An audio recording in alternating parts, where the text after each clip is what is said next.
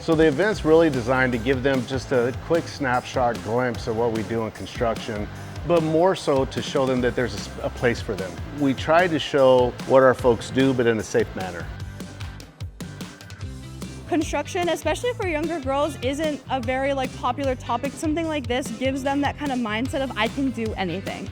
Some of the younger girls get to move the cranes, they get to move water buckets to and from, and they get to see that all these big trucks they see while they're driving, they get to use. And the older girls and adults, they get to be in the mini excavators and they get to move a ball from a cone into a bucket.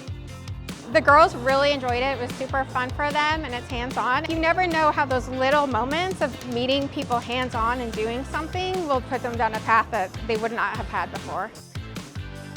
It's super fun getting to learn about the different types of welding and what an alloy metal is or what a filler is.